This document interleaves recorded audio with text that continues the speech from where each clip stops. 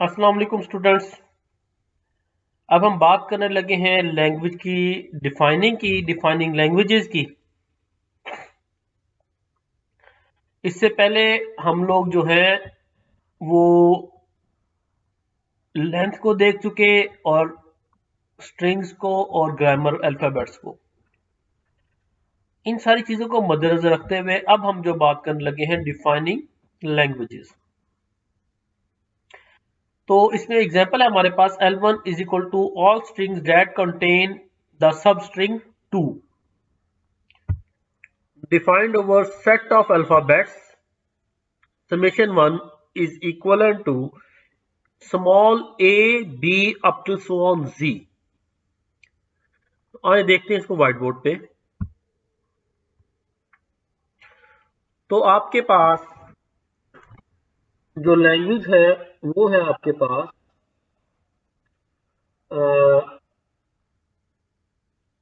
Language containing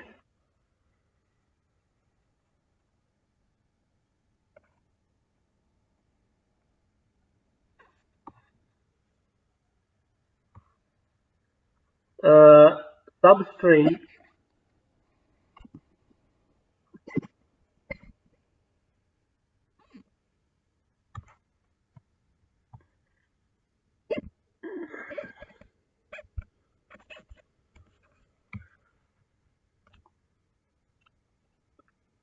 two. अब सब string हमें चाहिए 2 और सेट ऑफ अल्फाबेट्स क्या है हमारे पास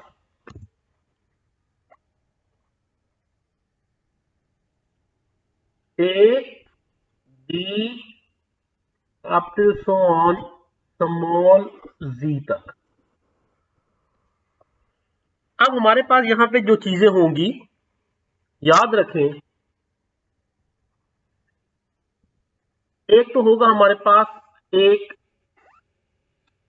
रूल, ये हमारी इस वक्त ग्रामर है।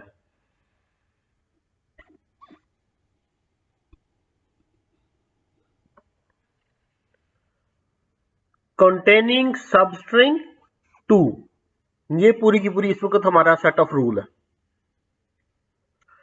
ये रहे आपके अल्फाबेट्स।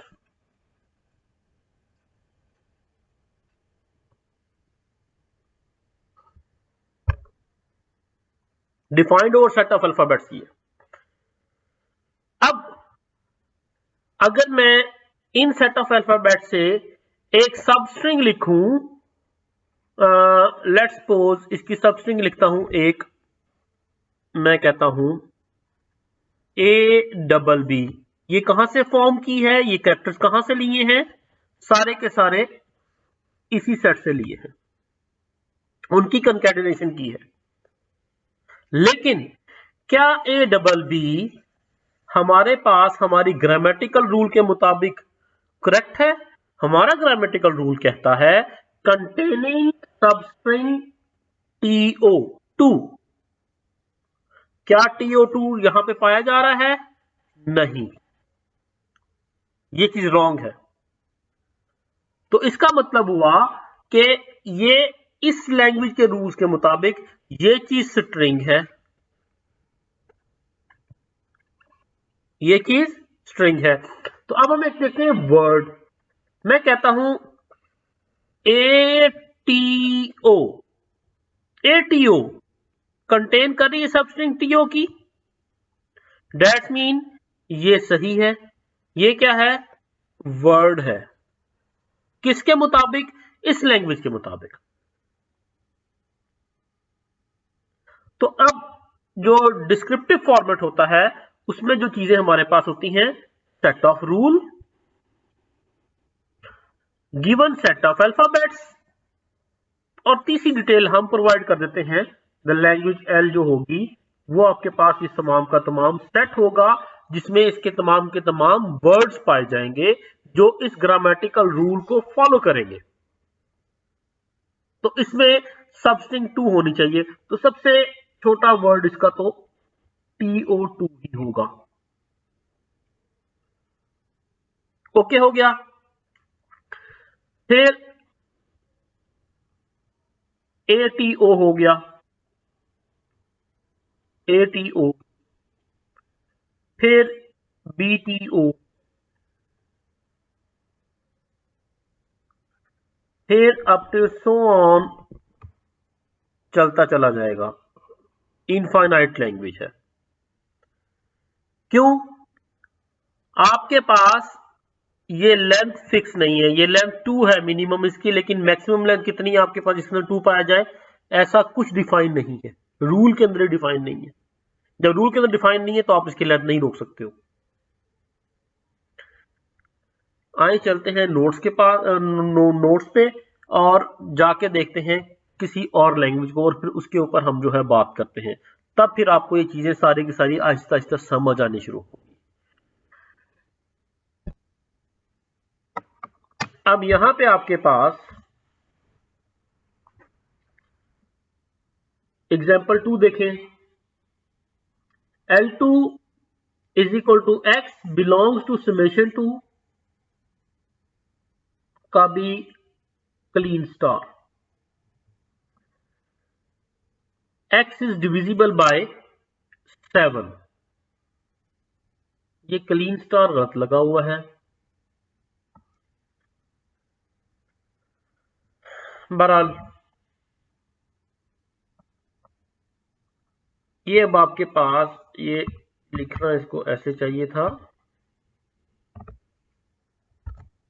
x वेयर आपके पास इधर होना चाहिए था, x belongs to x2 where x is divisible by 7। ये होता है ये। बहरहाल x इज डिविजिबल बाय 7 होना चाहिए था। Defined over set of alphabets 0 से 9।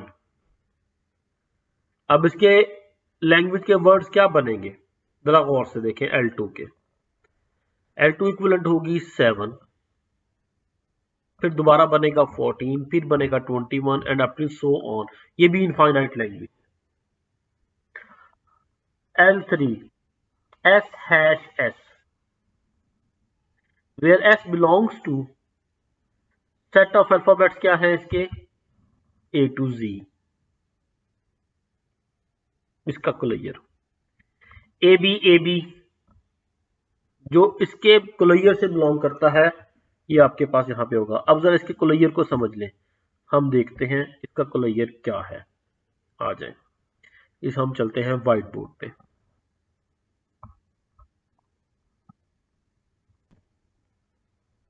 हमारे पास L3 जो गिवन है वो कह रही है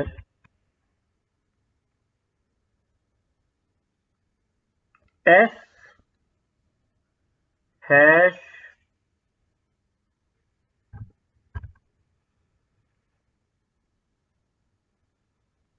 S where S belongs to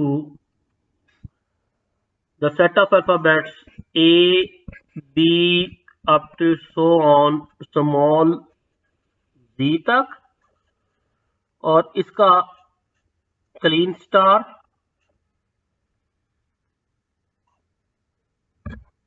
अब हमने बताना है इसको पहली चीज।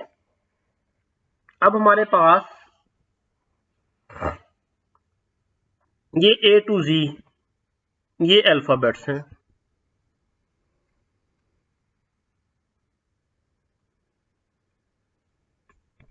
पहली चीज हो गई।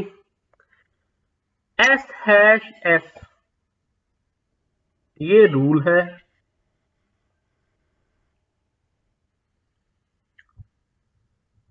और आपके पास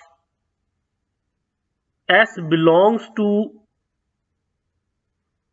A to Z के क्लोजर से ये भी रूल है कंप्लीट। ये क्लीन स्टार के बगैर, इसके बगैर जो नीचे वाला सेट है ये अल्फाबेट है, इसके साथ ये पूरे का पूरा ये भी रूल है।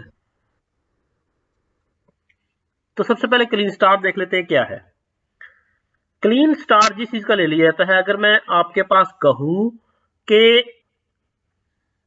ए का स्टार, तो ये जो चीजें फॉर्म कर सकता है, ये डेल्टा फॉर्म कर सकता है, ये सिर्फ ए फॉर्म कर सकता है, ये ए को 2 दफा कंसिडर किया जा सकता है। मीन स्टार के नीचे जो कुछ भी है, चाहूं उसे कंसिडर ना करूं तो ये नल स्ट्रिंग, उसे एक दफा कंसिडर कर लूं तो ये एक ए, इसे 2 दफा कंसिडर कर लूं तो ये double A, and up to so on. इसी तरह अब ये नीचे इसके पूरा सेट है, तो जब सेट का क्लीन स्टार होगा, इसका मतलब है इस पूरे सेट में से जो कुछ मर्जी चूज करें, जितनी दफा मर्जी चूज करें, हमारी मर्जी। तो इसका मतलब ये हुआ कि एस हैश एस जो लैंग्वेज L3 है, ये क्या होगा, L3 के जो वर्ड्स बनते हैं, सबसे पहले डेल्टा। वजह, स्टैरिक के अंदर डेल्टा पार्ट है, डेल्टा स्टैरिक का हिस्सा है। ये देखें, किसका, स्टैरिक का हिस्सा है। जहां पे स्टार लगेगा डेल्टा लाजमी आ जाएगा। तो इसका मतलब है कि जब ये स्टार लगा हुआ है तो इसमें भी डेल्टा लाजमी आएगा। जब डेल्टा लाजमी आएगा तो एस में डेल्टा आ सकता है, जब एस में डेल्टा आ सकता है तो डेल्टा हैश डेल्टा। तो ये आपके पास डेल्टा हैश डेल्टा। तो सबसे पहले जो आपके पास आएगी चीज वो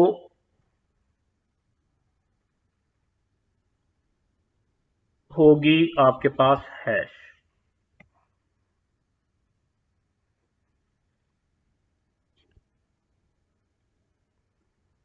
ये पहला वर्ड होगा इसका।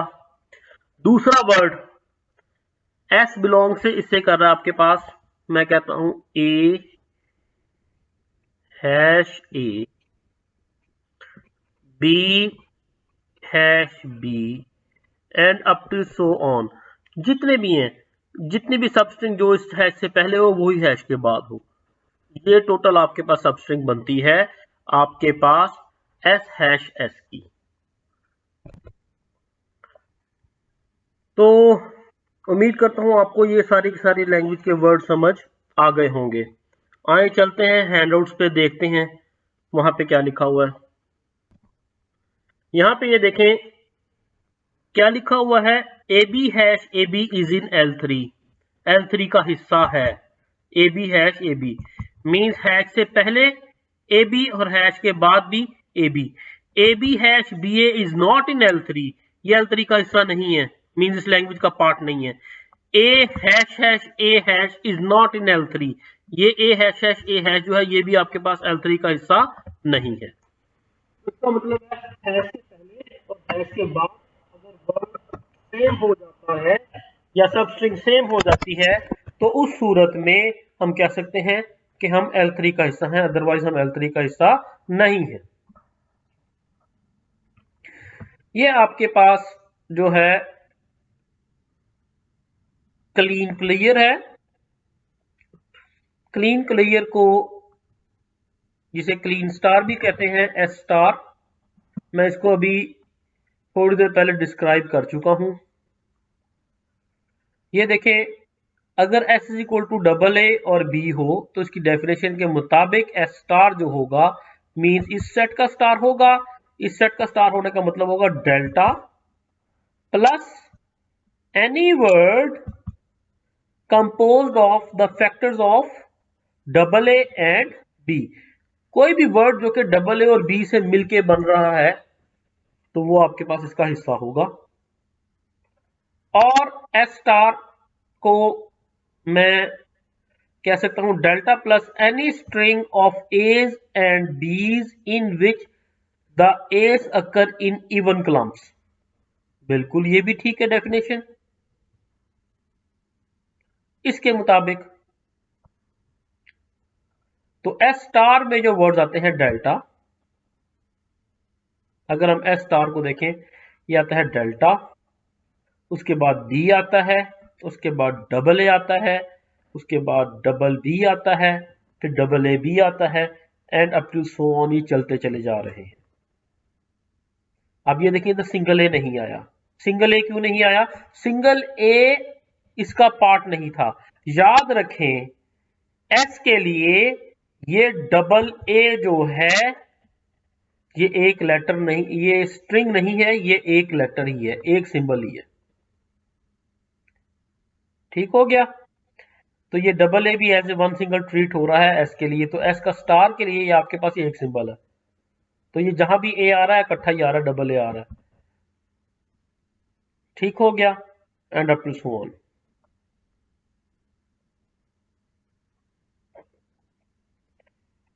तो अब ये देखें कि स्ट्रिंग ये जो है ये एस स्टार का पार्ट नहीं हो सकती, क्योंकि जब भी ए आएगा इवन क्लम्प्स में आएगा। तो ये डबल ए इकट्ठा आया, बिल्कुल ठीक है। ये डबल ए इकट्ठा आया, बिल्कुल ठीक है। ये ए सिंगल कैसे आ गया जबकि ये सिंगल यहाँ पे इस सेट में पाया ही नहीं जा रहा था? इसमें तो ए जब भी आना था डबल ए ही आना था। पॉजिटिव क्लियर जो है बिल्कुल क्लीन स्टार की तरह ही होता है, बस इसके अंदर से डेल्टा हम खत्म कर देते हैं, तो ये पॉजिटिव क्लियर कहलाता है। आगे बात रह गई है कंकैटिनेशन की। कंकैटिनेशन में हम लोग स्ट्रिंग्स को इकट्ठा कर देते हैं, मल्टीपल स्ट्रिंग्स को। लाइक इसको डिटेल में हम लोग जो हैं हम अपनी नेक्स्ट वीडियो में देख लेते हैं। इस वीडियो की लेंथ खासी ज़्यादा हो गई, फिर आपको डाउनलोडिंग में प्रॉब्लम ना हो। बाकी अपना ख्याल रखिएगा। अल्लाह आपका हामी और नासिर हो। अल्लाह हाफिज़।